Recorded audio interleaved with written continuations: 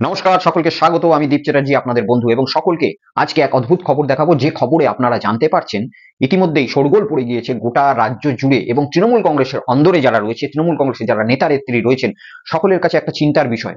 কার দিকে যাবেন? অভিষেক বন্দ্যোপাধ্যায়ের ছবি লাগাবেন, নাকি অভিষেক বন্দ্যোপাধ্যায়ের ছবি বাতিল করে শুধুমাত্র মমতা বন্দ্যোপাধ্যায়ের ছবি লাগাবেন? তারা পোস্ট করবেন কিভাবে? ফেসবুক, ইউটিউব, এই সমস্ত সোশ্যাল মিডিয়ায় পোস্ট যখন করবে, তারা কিভাবে পোস্ট করবে?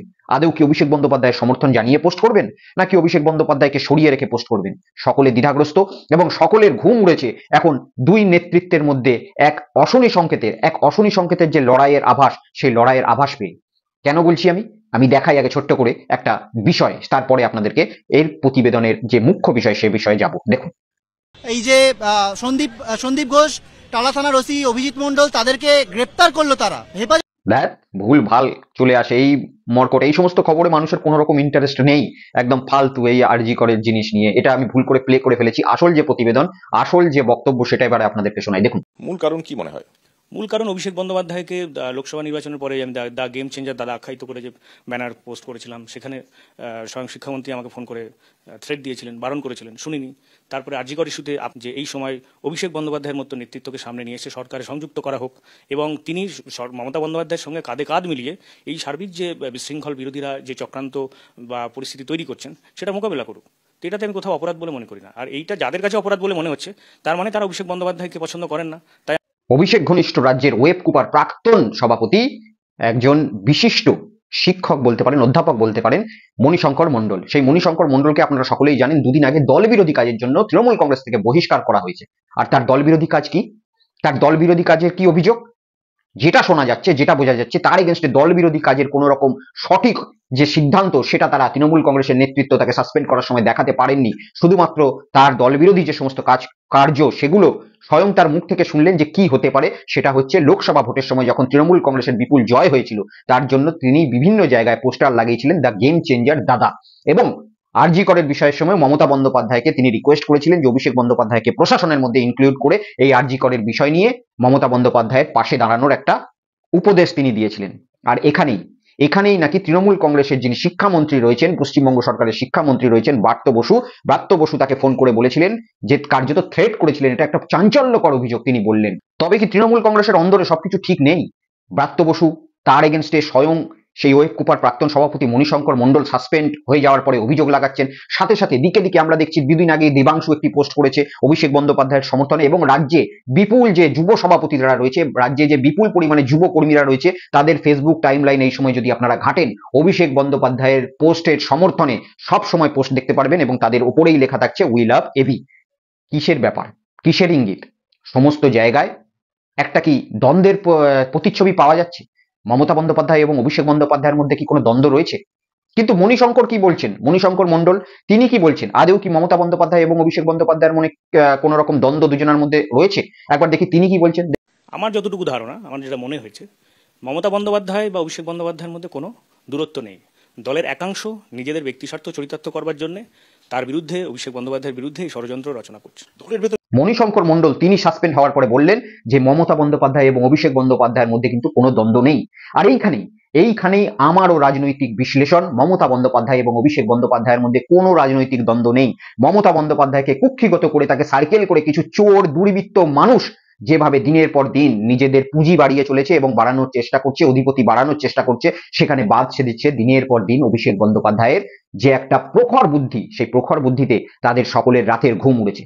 আমরা দেখেছি অভিষেক বন্দ্যোপাধ্যায় কার্যত পার্থ চট্টোপাধ্যায়কে এই যে দুর্নীতি একটা করেছিল, 51 কোটি টাকা তার ফ্ল্যাট থেকে, বান্ধবীর ফ্ল্যাট থেকে উদ্ধার হয়েছিল, এবং সাথে সাথে তার বান্ধবীর সঙ্গে পার্থ চট্টোপাধ্যায় নানা রকম নোংরা জিনিস সামনে এসেছিল। তার জন্য অভিষেক বন্দ্যোপাধ্যায় সামনে এসে সেই পার্থ চট্টোপাধ্যায়কে সাসপেন্ড করেছিলেন দল থেকে, এবং অভিষেক বন্দ্যোপাধ্যায় বলেছিলেন এগুলো আমরা টলারেট করব না। অভিষেক বন্দ্যোপাধ্যায় সঠিক পথে হেঁটে কিভাবে যুব সম্প্রদায় আস্তে আস্তে অভিষেক বন্দ্যোপাধ্যায়ের যে অনুপ্রেরণা রয়েছে সেটাকে কুক্ষিগত করে আগামী দিনে মমতা বন্দ্যোপাধ্যায়কে তাদের রাজনৈতিক একদম হিরো মনে করে কিভাবে যে দলকে সুন্দরভাবে চালানো যাবে, সেটা বারবার অভিষেক বন্দ্যোপাধ্যায় দেখার চেষ্টা করেছেন।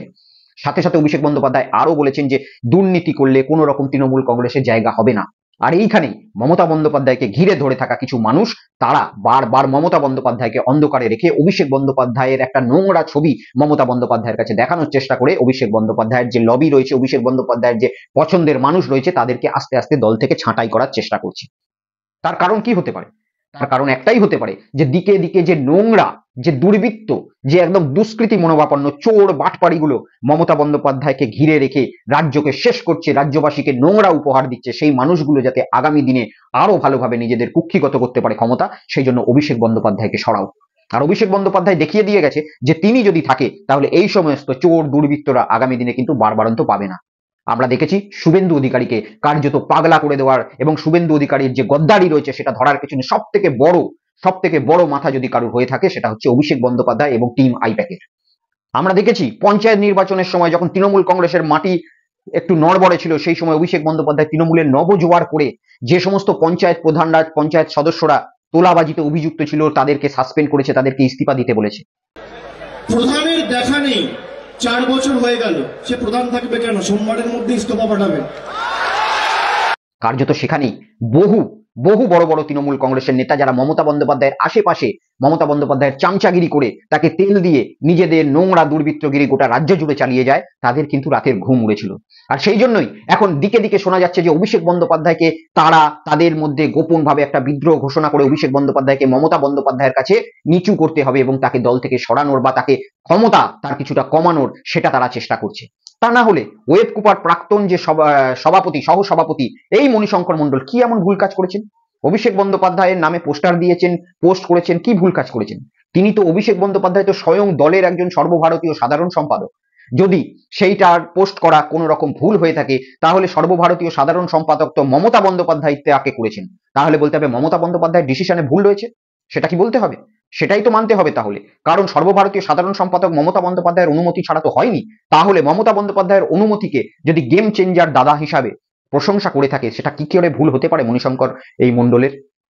আর এটা বলতে হবে যারা তৃণমূলের শৃঙ্খলা রক্ষা কমিটিতে এখন রয়েছেন তারা কি বিষয়ে বা কি হিসাবে মানুষকে সাসপেন্ড করছেন। কারণ যদি সেটা দেখতে হয় গভীরভাবে তাহলে দেখতে হবে ফিরহাদ হাকিম একজন রাজ্যের মন্ত্রী, একজন কলকাতার মেয়র, তিনি তার চেয়ারে বসে যে সমস্ত নোংরা মন্তব্য, জেহাদিদের মতো মন্তব্য করছেন, তারপরেও তো তৃণমূল কংগ্রেস কোনো ব্যবস্থা নিচ্ছেন না। তিনি বলছেন মঞ্চে গিয়ে যে এই রাজ্যে বা এই দেশে মুসলিমকে সংখ্যাগুরু হতে হবে, অর্থাৎ একটা ধর্মীয় কথা, ধর্মীয় অস্থিরতা সৃষ্টি করার কথা। তিনি এক সময় নাকি বলেছিলেন মেটিয়া বুরুজকে মিনি পাকিস্তান বানিয়ে ফেলেছি, অর্থাৎ সেখানেও একটা দেশ বিরোধী কথা। তিনি এক সময় বলেছিলেন, আমরা শুনেছিলাম যে যারা মুসলিমে জন্ম নেয়নি, অর্থাৎ যারা মুসলিম ছাড়া অন্য কোনো ধর্মে জন্মেছে তারা কাফের। যারা দুর্ভাগ্য নিয়ে জন্মেছে, যারা ইসলাম নিয়ে জন্মায়নি, তাদের দাওয়াতে ইসলাম, অর্থাৎ ইসলামের দাওয়াত দিয়ে তাদের মধ্যে ঈমান নিয়ে আসলে এটা আল্লাহ তাআলাকে খুশি করা হবে। हम एक ऐसे कौम से हैं जो कौम बंगाल में तो हम 33% हैं, मगर हिंदुस्तान में भी हम सिर्फ 17% है और हमें माइनॉरिटी कम्युनिटी कहा जाता है। मगर हम अपने आप को माइनॉरिटी नहीं सोचते हैं, हम सोचते हैं अगर अल्लाह की रहमत है हमारे ऊपर, अगर तालीम हमारे साथ है तो हम एक दिन मेजॉरिटी से भी मेजॉरिटी हो सकते हैं।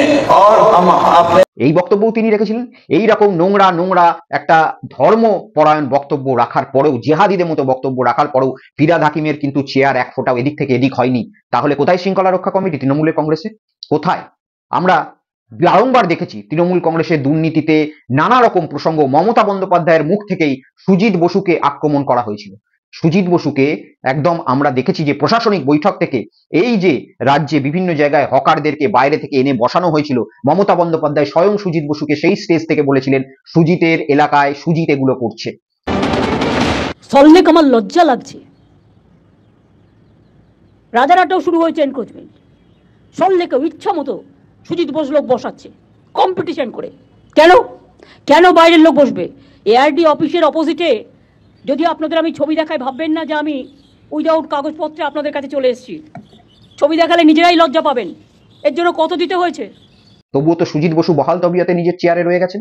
শুধু কি তাই, শওকত মোল্লা শওকত মোল্লাকে আমরা শুনেছি, মমতা বন্দ্যোপাধ্যায় বলেছেন যে শওকত তুই তো বোম বাঁধিস, বলেনি? আপনারা সকলেই শুনেছেন। তারপরেও শওকত মোল্লা কিন্তু বহাল তবিয়তে রয়েছেন। এবং শুধু তাই নয়, এই কিছুদিন আগে আমরা যখন দেখলাম ইনফোসিসের একটা প্রোগ্রাম হলো, শওকত মোল্লার এলাকায় যেই প্রোগ্রামটা হওয়ার জন্য ইনফোসিস সেখানে বড় একটা প্রজেক্ট করছে, সেই জন্য মমতা বন্দ্যোপাধ্যায় শওকত মোল্লাকে যাওয়ার সময় বলে গেলেন যে শওকত তুই কিন্তু ইনফোসিসকে ডিস্টার্ব করবি না। অর্থাৎ মমতা বন্দ্যোপাধ্যায়ের কাছে নিশ্চয়ই খবর রয়েছে যে শওকত মোল্লা এই সমস্ত তোলাবাজি করে ইনফোসিসকে ডিস্টার্ব করতে পারে। তাহলে দলবিরোধী কাজের জন্য এরা কেন এখনো সাসপেন্ড নয়? আর শুধু কি এই যে নামগুলো বললাম তারা? সিদ্দিকুল্লাহ চৌধুরী, আজ থেকে 7 দিন আগে এক সিদ্দিকুল্লাহ চৌধুরীর একটা বক্তব্য আপনারা সকলে শুনেছিলেন যে এই দেশে প্রধানমন্ত্রী নরেন্দ্র মোদীকে আক্রমণ করতে গিয়ে তিনি সিদ্দিকুল্লাহ চৌধুরী বাংলাদেশের যে অন্তর্বর্তী প্রধানমন্ত্রী রয়েছেন ইউনিস, ডক্টর ইউনিস, মোহাম্মদ ইউনিস, সেই ইউনিসকে সমর্থন করেছিলেন, বলেছিলেন ইউনিস সাহেব যেটা করছে সেটা ঠিক করছে। প্রকাশ্যে আমরা শুনেছি, মিডিয়াতে ফুটেজ রয়েছে, যারা দেখেননি গিয়ে দেখতে পারেন। দেশ বিরোধী কাজ নয় সেটা? এই দেশ বিরোধী কাজের সঙ্গে সেটা কি দল বিরোধী কাজ নয়? তবুও তো সিদ্দিকুল্লাহ চৌধুরী এখনো নিজের পদে বহাল ভাবে রয়েছে। আর এই সমস্ত বড় বড় লোকগুলো এত দুর্নীতি করার পরেও, অনুব্রত মণ্ডল তাকে গ্রেপ্তার করা হয়েছিল, 2 বছর জেল খেটে আসা হয়েছে, তবুও সেই অনুব্রত মণ্ডল আজও নিজের সভাপতির পদে বহাল ভাবে রয়েছে। এই সমস্ত বড় বড় মাথাদের, মমতা ঘনিষ্ঠ যে সমস্ত লবি রয়েছে মাথাদের, তাদের এখনো চুল পর্যন্ত কেউ টাচ করতে পারেনি। আর অভিষেক বন্দ্যোপাধ্যায় দলটাকে যখন শুদ্ধিকরণের চেষ্টা করছে, তখন শৃঙ্খলা রক্ষা কমিটি মাত্র গেম চেঞ্জার দাদা এইটা পোস্ট করার জন্য এত বড় শাস্তি দল থেকে বহিষ্কার করতে পারে? শুধু কি তাই, আমরা দেখেছি যে ডাক্তার রয়েছে, সেই ডাক্তারদের আন্দোলনে সামান্য অভিষেক বন্দ্যোপাধ্যায়ের হয়ে সমর্থন করার জন্য শান্তনু সেনকে সমস্ত কমিটি থেকে বহিষ্কার করে দেওয়া হয়েছিল, মুখপত্র থেকে তৃণমূল কংগ্রেসের বহিষ্কার করে দেওয়া হয়েছিল। অরূপ রায়কেও মুখপত্র পদ থেকে বহিষ্কার করে দেওয়া হয় অভিষেক বন্দ্যোপাধ্যায় হয়ে ব্যাট করার জন্য। হুমায়ুন কবির মুর্শিদাবাদের একজন বিধায়ক, তাকে বহিষ্কার করার আগে পর্যন্ত যে 3টে স্টেপ রয়েছে, অর্থাৎ শো কজ করা, সেই শো কজ করার প্রক্রিয়া কিন্তু চালু করে দেওয়া হয়েছে। কেন? কারণ হুমায়ুন কবির প্রকাশ্যে এসে বলেছিলেন যে অভিষেক বন্দ্যোপাধ্যায়কে পুলিশ মন্ত্রীর দায়িত্ব দেওয়া হোক। কিন্তু উল্টো দিকে যখন শৃঙ্খলা রক্ষা কমিটি এই সমস্ত মানুষকে, ছোট ছোট যাদের ক্ষমতা, অভিষেক ঘনিষ্ঠ যারা মানুষ রয়েছে, তাদেরকে যখন আক্রমণ করছে, দল থেকে ছাঁটার প্রক্রিয়া করছে, কিন্তু বড় বড় যে নামগুলো আপনাদের নিলাম তাদেরকে কিন্তু চুল পর্যন্ত টাচ করছে না। শৃঙ্খলা রক্ষা কমিটি না করছে মদন মিত্রকে কোনো রকম টাচ, না করছে কল্যাণ ব্যানার্জিকে কোনো রকম টাচ। আমি কেন এই দুজনের নাম বলছি? মদন মিত্র এবং কল্যাণ ব্যানার্জি দুজনা একে অপরকে মিডিয়াতে গালিগালাজ করতে পর্যন্ত এবিপি আনন্দের পর্দায় আমরা দেখেছি শুরু করে দিয়েছিল। তবু এদের নামে কোনো শৃঙ্খলা রক্ষা কমিটির কোনো রকম খাড়া কিন্তু নেমে আসে না। তাহলে এই কাজগুলো কারা করছে? মমতা বন্দ্যোপাধ্যায় কি আদৌ জানেন এই সমস্ত বিষয়? আমার মনে হয় জানেন না, কারণ মমতা বন্দ্যোপাধ্যায়ের এত সময় নেই। দেশের সর্ববৃহৎ যদি কোনো নেতাকে বলা হয়, তার নাম হচ্ছে নরেন্দ্র মোদী। গোটা দেশ জুড়ে তার পপুলারিটি রয়েছে, এবং প্রধানমন্ত্রী যেহেতু সর্ববৃহৎ নেতা হচ্ছে নরেন্দ্র মোদী। আর নরেন্দ্র মোদীর পরে যদি নরেন্দ্র মোদীকে টক্কর দেওয়ার মতো দেশের সর্বদ্বিতীয় বৃহত্তম নেত্রী কেউ হয়ে থাকে, তার নাম হচ্ছে মমতা বন্দ্যোপাধ্যায়। রাহুল গান্ধীও নয়, মমতা বন্দ্যোপাধ্যায়। সেই জন্য মমতা বন্দ্যোপাধ্যায়কে এত কিছু সামলে এত বড় মাপের একটা লিডার হওয়ার পরে এই ছোট্ট ছোট্ট মণিশঙ্কর মণ্ডল, মদন মিত্র, ফিরহাদ হাকিম এসব দেখার মতো সময় তার আমার মনে হয় না আছে। আর তাই এই মমতা বন্দ্যোপাধ্যায় যাদেরকে দায়িত্বটা দিয়েছেন যে আমার তো এগুলো সময় হচ্ছে না, তোরা একটু দেখ, তারাই নিজেদের চেয়ার বাঁচানোর জন্য এবং চুরি বৃত্তিটা যাতে আগামী দিনে আরো বাড়াতে পারে তার জন্য এই সমস্ত কারুকার্য তারা করে যাচ্ছে। ফিরহাদ হাকিম থেকে শুরু করে, অরূপ বিশ্বাস থেকে শুরু করে, শওকত মোল্লা থেকে শুরু করে, সিদ্দিকুল্লাহ চৌধুরী থেকে শুরু করে সকলে দল বিরোধী নানান কাজ করার পরেও, একটা জনমত বিরোধী প্রকাশ্যে বক্তব্য রাখার পরেও তাদের শৃঙ্খলা রক্ষা কমিটি কোনো রকম স্পর্শ করতে পারে না চুল। কিন্তু অভিষেক বন্দ্যোপাধ্যায় ঘনিষ্ঠ মানুষদেরকে, যারা এই মুহূর্তে শিক্ষাগত যোগ্যতা এদের থেকে এগিয়ে, মানুষের চাহিদা পূরণ এদের থেকে এগিয়ে, মানুষের সেবা এদের থেকে এগিয়ে, তাদের দিকে কিন্তু ধীরে ধীরে এই শৃঙ্খলা রক্ষা কমিটির খাড়া আস্তে আস্তে এগিয়ে যাচ্ছে। ভবিষ্যৎ কি হবে? ভবিষ্যৎ সত্যি ইন্টারেস্টিং হতে চলেছে। কিন্তু এখন কেন অভিষেক বন্দ্যোপাধ্যায়কে ঘর ঢোকানোর চেষ্টা চলছে, তার কারণ তো আমি আপনাদেরকে বললাম, যে অভিষেক বন্দ্যোপাধ্যায় যেভাবে একটা সুন্দর লাইনে এসে একটা কর্পোরেট স্ট্রাকচারে গিয়ে যেভাবে দলের যারা কর্মী রয়েছে, দলের যারা নেতা রয়েছে, জনমত সমক্ষে সকলে যেভাবে দলকে ছোট করার একটা ব্যবস্থা করছিল, দলকে ব্যবহার করে টাকা তোলার ব্যবস্থা করছিল, সেইভাবে যাতে না কেউ করতে পারে, একটা সুন্দর প্রক্রিয়ায় মানুষের কাছে পৌঁছাতে পারে, সেই জন্য চাইছে তারা অভিষেক বন্দ্যোপাধ্যায়কে আস্তে আস্তে সরিয়ে দিতে। তার কারণ এদের অনেকটা ক্ষতি হয়ে যাবে। এদের আপামর বাঙালি যে সমস্ত মানুষগুলোকে নাম নিলাম আমি, যারা দল বিরোধী কাজে যুক্ত থাকার পরেও সাসপেন্ড হয় না, তাদের কিন্তু আপনারা একটু তলিয়ে দেখবেন, আপামর বাঙালি এক ফোঁটাও কিন্তু পছন্দ করেন না। শুধুমাত্র পেছনে মমতা বন্দ্যোপাধ্যায়ের ছবিটা রয়েছে বলে তারা ভোটে জিতে এত বড় বড় মেয়রের মতো পোস্ট পায়। কিন্তু বাঙালিদের কাছে একবার জিজ্ঞেস করবেন যে এদেরকে তারা কতটা পছন্দ করে, তারা কিন্তু কেউ বলবে না যে হ্যাঁ এই চেয়ারটায় বসার মতো যোগ্যতা এদের আদৌ রয়েছে। এটা খুব ভালো কথা যে রাজ্যে এই মুহূর্তে কোনো রকম ভালো বিরোধী নেই, রাজ্যে এই মুহূর্তে কোনো রকম ভালো বিরোধী দলনেতা নেই। তার জন্য তৃণমূল কংগ্রেসের প্রভাব এখনো রাজ্যে, বিশেষ করে পশ্চিমবাংলার যে গ্রাম বাংলা রয়েছে সেখানে কিন্তু যথেষ্ট পরিমাণে রয়েছে, এবং মমতা বন্দ্যোপাধ্যায়ের যে সুমস্তিষ্ক প্রসূত প্রকল্পগুলো রয়েছে সেই প্রকল্পের সুবিধা মানুষ পাচ্ছে বলে এখনো পর্যন্ত তৃণমূল কংগ্রেসের কোনো ক্ষতি হচ্ছে না। কিন্তু যে মুহূর্তে বিরোধী স্ট্রং হবে, এই সমস্ত গাফিলতির জন্য, এই সমস্ত মমতা বন্দ্যোপাধ্যায়কে গোল করে যে চোর বৃত্তি মানুষগুলো ঘিরে রয়েছে, তাদের জন্য কিন্তু মমতা বন্দ্যোপাধ্যায়কে মূল্য চোকাতে হবে, যে মূল্য চোকাতে হচ্ছিল 2019 থেকে 2021 সালে।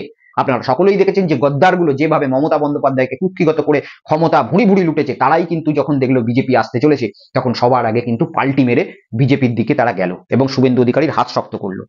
তাই খুব সাবধান, খুব সাবধান। মমতা বন্দ্যোপাধ্যায় এবং অভিষেক বন্দ্যোপাধ্যায়কে এক হতে হবে। দলকে যদি ঠিক মতো চালনা করতে হয়, দুজনার মধ্যে কোনো রকম বিশ্বাসের অভাব রাখলে চলবে না, একেবারে দুজনাকে মিলে কাজ করতে হবে এবং মমতা বন্দ্যোপাধ্যায়কে প্রকাশ্যে এসে বলতে হবে যে অভিষেক বন্দ্যোপাধ্যায় যে কাজগুলো করছে সেগুলো ঠিক করছে। কারণ আমরা বাঙালি হিসাবে আপামর যে যুব সমাজ রয়েছে তারা কিন্তু অভিষেক বন্দ্যোপাধ্যায়ের কাজগুলোকে একেবারেই স্বীকৃতি দিচ্ছে এবং মনে করছি না যে সে কোনো ভুল কাজ করছে। চোর দুর্বৃত্ত এদেরকে দল থেকে তাড়ানো উচিত। যে কাউন্সিলররা মাত্র 30 লাখ 40 লাখ টাকা দিয়ে টিকিট কিনে আজকে 3 কোটি টাকা 4 কোটি টাকা নিজেদের পকেটে ভরছে, সেই সমস্ত কাউন্সিলরদেরও বারবারন্ত একেবারেই অভিষেক বন্দ্যোপাধ্যায় বন্ধ করছিলেন, তারাও কিন্তু ভয়ে ছিলেন। তার জন্য বিভিন্ন জায়গায় এখন অভিষেক বন্দ্যোপাধ্যায়কে কোণঠাসা করার, এই সমস্ত কাউন্সিলরদের কাছ থেকে টিকিট নিয়ে যারা টিকিট বিক্রি করেছে তাদের এই সমস্ত কাজগুলো এখন তারা অভিষেক বন্দ্যোপাধ্যায়কে সাইড করার চেষ্টা করছেন। খুব ইন্টারেস্টিং বিষয়। আগামী 2026 সাল কি হতে চলেছে, অত্যন্ত ইন্টারেস্টিং বিষয়। আগামী 2026-এর বিধানসভায় এই সমস্ত ওভারকাম করে কিভাবে মমতা এবং অভিষেক একসাথে মিলে দলকে পরিচালনা করবেন এবং দলকে এক সূত্রে বাঁধবেন, সাথে সাথে বিজেপি এর কতটা ফায়দা নিতে পারে সেগুলোও দেখতে হবে। এই সমস্ত ইন্টারেস্টিং বিষয়ের দিকে আমাদের নজর থাকবে। আজকে সকলকে বলবো এখনের মতো এই প্রতিবেদন থেকে এখানেই বিদায় নিচ্ছি। আপনাদের কমেন্টসের জন্য আমরা অপেক্ষা করব। আপনারা কি মনে করেন যে তৃণমূল কংগ্রেসে অভিষেক বন্দ্যোপাধ্যায়ের যে কারুকার্যগুলো ছিল সেগুলো কি আদৌ অত্যন্ত খারাপ ছিল, এবং যেভাবে যারা দলবিরোধী কাজ করছে তাদেরকে আদৌ শোকজ না করে যারা ছোট ছোট মানুষ, ছোট ছোট কর্মকর্তা তাদের দিকে শোকজ করছে অভিষেক ঘনিষ্ঠ বলে, সেটা কি আদৌ ঠিক হচ্ছে? এই সমস্ত কিছু উত্তর আপনাদের অপেক্ষায় থাকবো আমরা। আজকে চলি, সকলে ভালো থাকবেন, সুস্থ থাকবেন। জয় হিন্দ, জয় বাংলা, বন্দে মাতরম।